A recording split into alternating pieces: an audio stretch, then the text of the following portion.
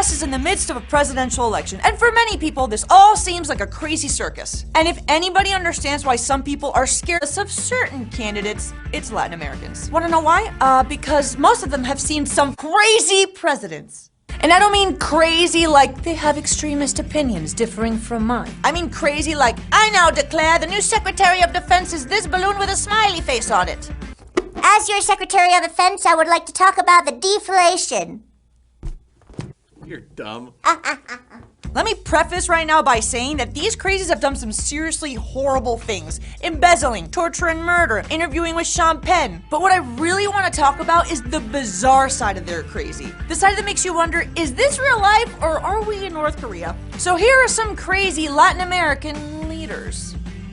How long are you gonna do that? I just want them to get it. I think everyone got it, Joanna. First in from the DR, Rafael Trujillo. This albino ferret in a uniform passed a law that all churches had to display the message, God in the sky, Trujillo on the ground.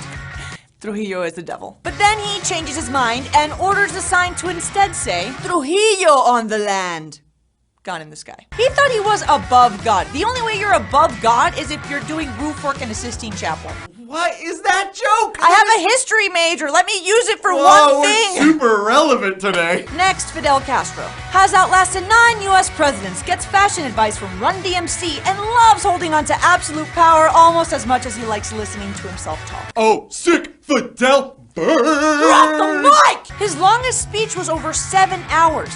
Do you know how many things you can do in 7 hours? 7 hours! You can watch the original Star Wars trilogy. You can build an IKEA dresser from scratch. You can bake a lot of turkeys. A lot of turkeys? I don't know how long it takes to bake a turkey. Abdallah Bucaran was elected president of Ecuador with the appropriate nickname, the Madman, because he was a lunatic and a wannabe pop star. This dude traveled with a rock band and did Elvis impersonations before his speeches.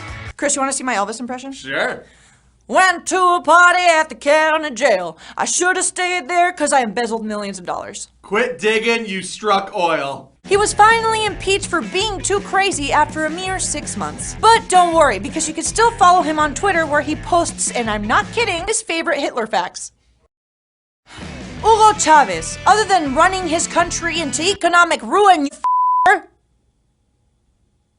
Chavez has some colorful hobbies. He had his own weekly talk show called Hello President, and he wouldn't talk about boring things like legislation or the suffering of his people. He would tell jokes, dance, play the xylophone as he fired people. But like, was he good at the xylophone? Yes.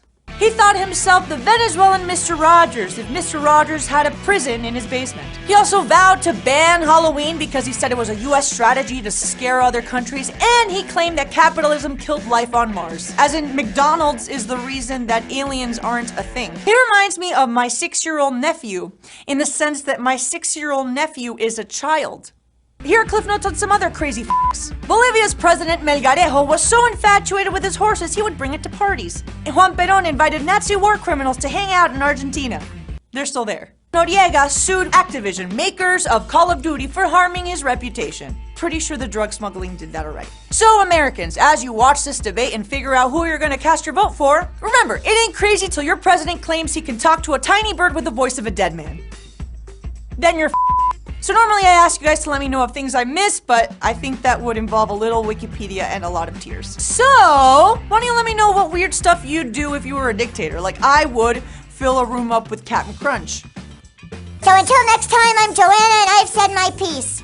Bye, Secretary of State.